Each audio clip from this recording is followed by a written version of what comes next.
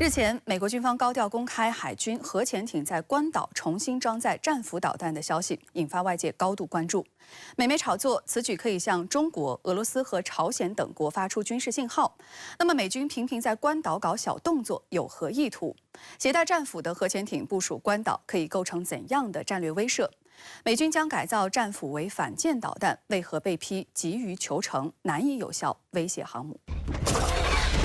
美国新闻周刊报道称，美国军方日前发布一艘海军佛罗里达号核潜艇在关岛海军基地重新装载战斧巡航导弹的照片。照片显示，佛罗里达号核潜艇在关岛海军基地重新装载了数量不明的战斧导弹。美国军方还配文称，这次行动彰显了美国海军在世界任何地方重新装载重要弹药的战略能力。 而美军高调公开，显然意在炫耀武力。美国新闻周刊称，美国军方通常不会暴露其潜艇的确切位置，更不会主动披露其武器装备信息。而在关岛浮出水面的潜艇，可以向中国、俄罗斯和朝鲜等国发出军事信号。根据五角大楼提供的信息，佛罗里达号是美国现役4艘俄亥俄级巡航导弹核潜艇之一。 它们由俄亥俄级战略核潜艇改装而来。据悉，一艘俄亥俄级核潜艇通常可携带20枚3x2第5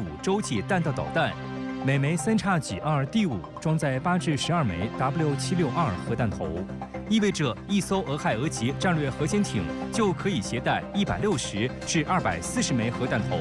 具有相当大的战略威慑力。 而每艘俄亥俄级巡航导弹核潜艇最多可以携带154枚战斧巡航导弹。据报道，去年11月，佛罗里达号进入红海，随后还参与了对也门胡塞武装的空袭行动。他离开中东后，于今年2月抵达位于印度洋的迪戈加西亚海军基地休整。这次在关岛填装巡航导弹，则是补充他在空袭胡塞武装时的弹药消耗。 很难起到威慑作用啊！一是战斧导弹现在没有任何神秘感，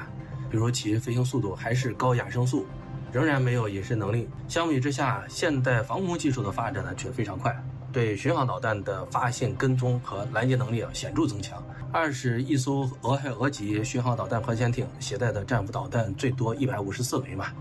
，4艘俄亥俄级全部携带的战斧导弹总数也就616枚。 对于小国来说，产生的威慑效果呢自然很强，但对于中等国家威慑力呢就显著下降了，而对于大国的威慑力就更小因为大国不仅拦截能力很强，而且还有很强的反击能力。需要注意的是，美国媒体还多次炒作美军潜艇将装备反舰战斧。据彭博社报道，美国海军战斧武器系统项目办公室项目经理乔恩·赫西表示。 海上打击版战斧巡航导弹将于今年10月1号之后进行部署。最新型号的战斧将得到改进，采用新的制导系统，使之能够对海上移动目标发起攻击。彭博社宣称，这些导弹的射程可达1600千米，将部署在洛杉矶级、弗吉尼亚级潜艇上。这些潜艇可以携带12枚战斧。此外，日本也可能在未来部署此类新型反舰导弹。 在此前，美国国务院批准的一项价值23.5亿美元对日本军售中，美国将向日本提供400枚战斧，其中就包含具备反舰能力的型号。美军俄亥俄级核潜艇在关岛公开装填战斧导弹，显然是在作秀。而美军声称将在今年装备潜射型战斧 Block 5反舰导弹，战力将如何？美军在新型反舰导弹的研发上，为何被指有些病急乱投医呢？提起战斧导弹，很多人都知道它是美国在世界各地挥舞的大棒，用于远程对地攻击，充当踹门者的角色。 2009年7月，美国国防部宣布，由当时的雷神公司将战斧升级到 Block 5标准，并且衍生出3个不同的型号，分别是基础型 Block 5、海上打击战斧 Block 5A 和多类型目标打击战斧 Block 5B。基础型战斧 Block 5只是升级了导航和通讯功能，仍然只是单一的远程对陆攻击巡航导弹。Block 5A 则加装了主动雷达导引头，从而具备了打击水面舰艇的能力。而 Block 5B 在引入了联合多效战斗部之后，可以打击更多种类的地面目标。与具备对陆打击能力的战斧 Block 5B 相比，具备反舰能力的战斧 Block 5A 更引人关注。由于战斧 Block 5A 采用了多模复合导引头，因此具备自主目标识别能力，抗干扰能力强，可以不依赖外部信息源自行搜索、跟踪和攻击目标，还可以对目标打击的效果进行评估并回传数据。此外，这款导弹也符合现在美国海军提出的分布式杀伤概念，携带了战斧 Block 5A 的水面战舰或潜艇就是一个反航母火力平台，而且可以与 AGM-158C、JSM 等空射远程反舰导弹相互配合，与对手在反介入区域拒止的主要战区展开争夺，能给对手造成很大的压力。雷神技术公司去年透露，将在美军现役4000多枚战斧 Block 4，也就是常说的战术战斧对地攻击巡航导弹接受中期检修的时候，将其中一部分升级为战斧 Block 5A， 其他升级为战斧 Block 5B， 而此举将使美军的反航母能力在未来一段时间获得提升。不过，由于战斧 Block 5A 反舰导弹属于应急改装出来的，所以其也就继承了战斧导弹家族的所有缺点。其中最明显的缺点有2个，一个是不具备隐身能力，二是飞行速度仍然为高压因素。因此，战斧 Block 5A 的突防能力并不强大。舰载高性能雷达、舰载直升机完全可以在较远距离发现它，然后使用舰载区域防空导弹、近程防空导弹、多管速射近防炮、电子战系统等对它实施层层拦截、诱骗和干扰。如果是航母编队，发现和拦截战斧 Block 5A 的能力就更强了。因此，对于美军的这个举动，需要有足够的重视，但是也不必夸大其战力。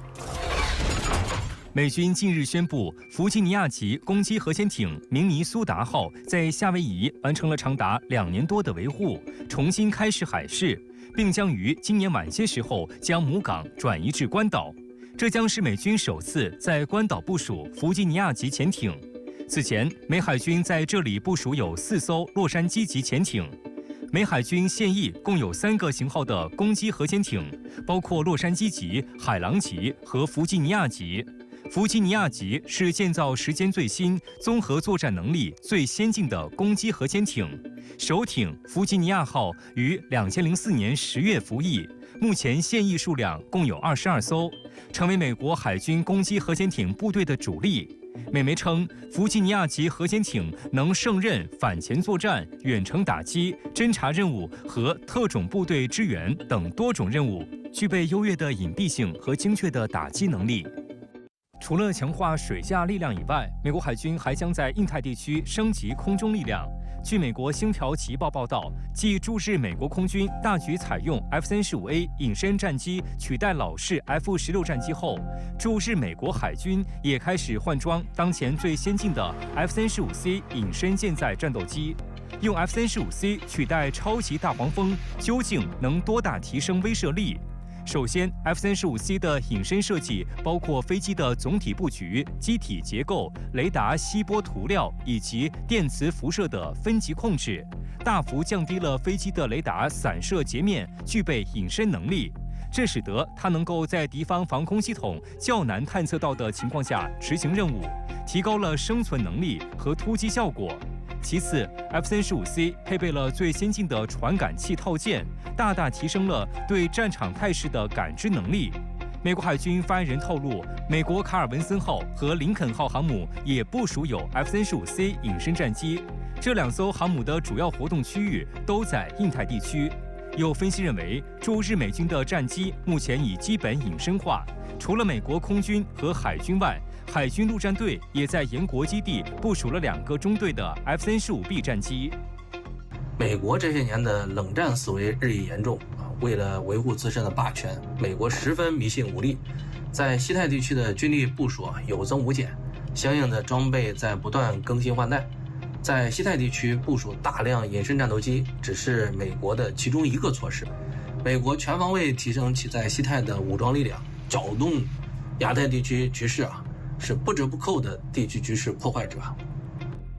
此外，美军还加快实施驻守计划。该计划拟通过大量使用无人机组建超视距情报网络，提升美军在印太地区的作战能力。2022年9月，美国防高级研究计划局启动驻守计划，目的是开发一款不需要发射与回收辅助设备，可在多数天气条件下从舰船甲板或地面进行起降的新型垂直起降无人机。今年5月底，该局宣布驻守计划进入下一竞标阶段。此举标志着2年前启动的美国海军航母舰载机无人化进程向前迈进一步。俄媒援引智库人士分析称，美海军的发展理念正在发生变化。美海军尝试最大限度利用空中、海上及水下无人技术，改变以往有人机作为舰载机的传统航母形态，重塑海上作战格局。近年来的局部冲突表明，无人机、无人艇虽然在战场上发挥了非常大的作用，对战争模式产生了越来越大的影响，但也要看到，需要海量的无人机和无人艇才有用啊。实际上，对一个国家的制造业提出了非常高的要求，而比拼无人机、无人艇乃至无人潜航器的产能，美国现在恰恰处于劣势。美国还是趁早放弃冷战思维，否则单纯追求武力，到头来是搬起石头砸了自己的脚。日前，美媒炒作美军方罕见公开在关岛的核潜艇重新装载战斧巡航导弹的照片。美媒称，美国军方通常不会暴露其潜艇的确切位置。那此举无疑是美军有意在向美国潜在对手发出军事信号。那曹先生对于美军此番作秀如何看呢？这个美军呢，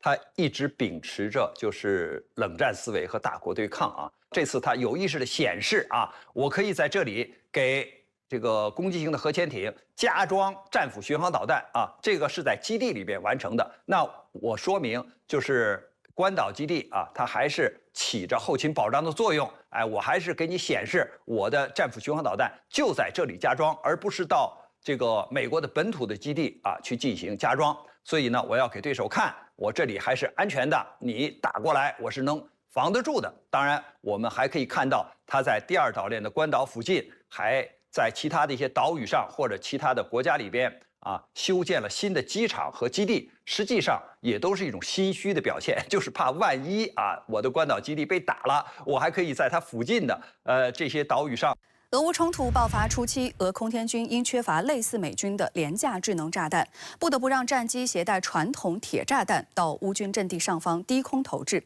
那么这些铁炸弹为何命中精度相当高？俄罗斯苏24M安装的 SVP-24机载瞄准系统发挥多大作用？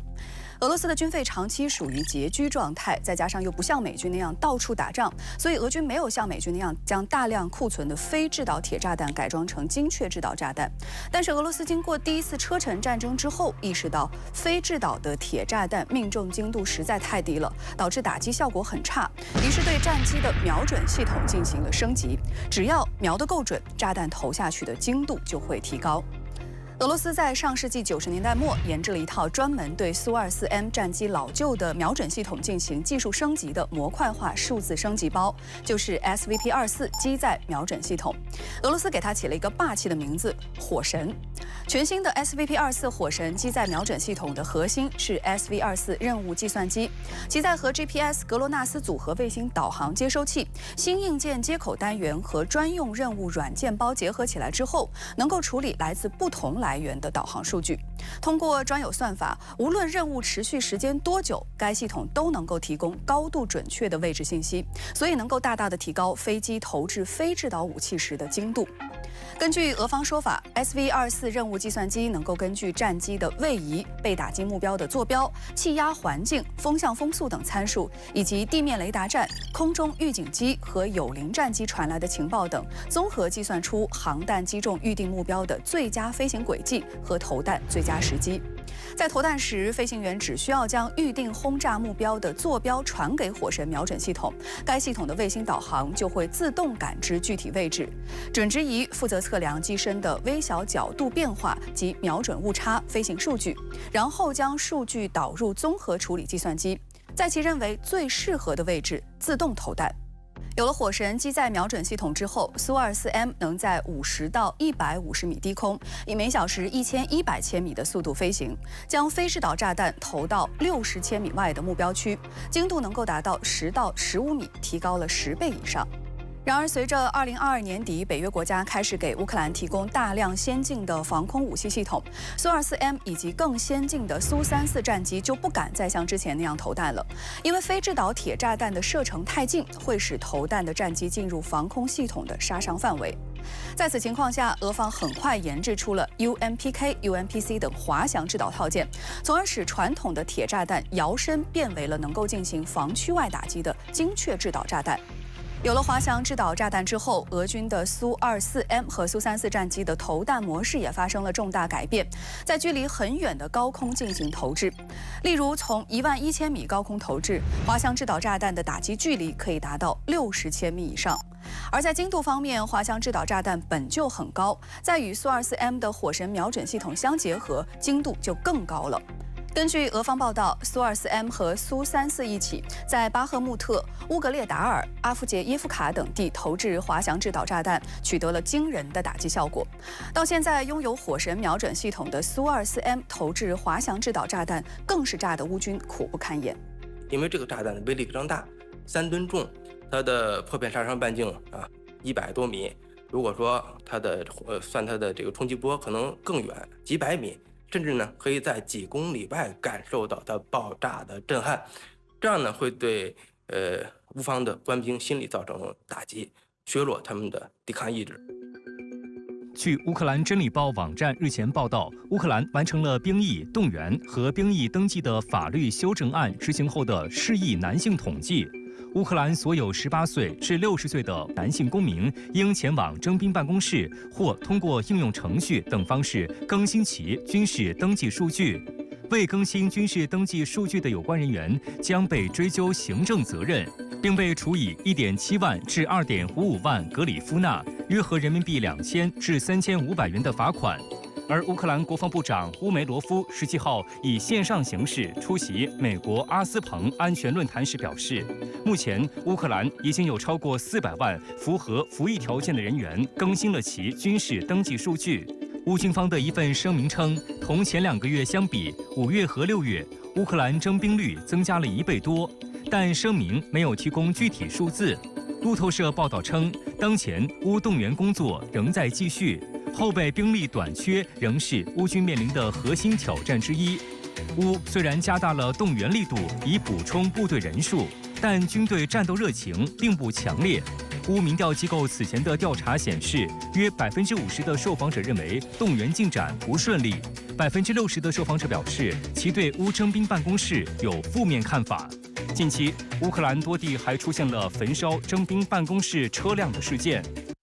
日前，乌克兰再次强化征兵动员。乌国防部长乌梅罗夫称，已有超过400万符合服役条件的人员更新其军事登记数据。曹先生对此怎么看呢？那么，乌克兰此举能否解决兵源不足的问题？看到这400万人呢，数量非常大，但是呢，它无法解决就是目前俄乌冲突这个战场上乌军的兵员的需求，因为这个数字它并不能够代表就是实际上应征的这些人员，因为在这个就是符合这个征兵条件人里面，他只是年龄符合、性别符合，但是你真正要上战场，需要体检，需要你培训这种作战的技能。而我们知道，即使在培训过这种作战技能的人员里边，就这些士兵当中，一般的说，初次上战场会有15%的人有这种战场的应激反应，所以这样的话呢，就是尽管数字是庞大的，但是你根本就无法解决战场上的这种需求。况且呢，这些人里边他有一些是重复统计的，所以我们看呢，尽管乌克兰公布了这样一些数字，但是它没法解决后续的兵源不足问题。美国和德国近日在一份联合声明中表示，美国将从2026年开始分阶段在德国部署包括标准6导弹、战斧导弹以及正在研发的高超音速武器在内的远程火力，其射程将远超欧洲目前所有部署的任何陆基火力系统。那蓝先生，您对于美德此举有何分析呢？美国打算在德国部署的是一种通过战略运输机快速部署的这个多域远征特遣队。那么这个特遣队的话，它里面装备的标准6导弹的话是一种防御系统，就是说它特遣队里面必须要有防空，运输的时候先把这个防空系统运过去，这样防止那个被敌对方的势力给空袭打掉。那么之后再开始这个空运这个陆基的地对地导弹。那么它的导弹的话，现在是有近程的、中近程的导弹，海马斯和那个中远程的导弹。这样，那么海马斯的话，现在已经是服役的。那么中远程的导弹，他们本来打算是用这个高超音速导弹，但现在美国的高超音速导弹尚未这个服役。那么在这之前的话，他先用战斧这个顶着。总之的话，都是兼顾到500公里到1600公里这个射程之内，打击地面目标的。那这一举动的话，这表明的话就是美国和德国，或者说美国与欧洲之间这个军事防御合作的话是日趋的紧密。另一个方面的话，也体现了这个中导条约失效之后，在欧洲的土地上、陆地上部署这个中远程导弹的话，已经没有任何的条约限制了。这个是以后可能还会有后续的一种相互的一种军备竞赛的一个预兆。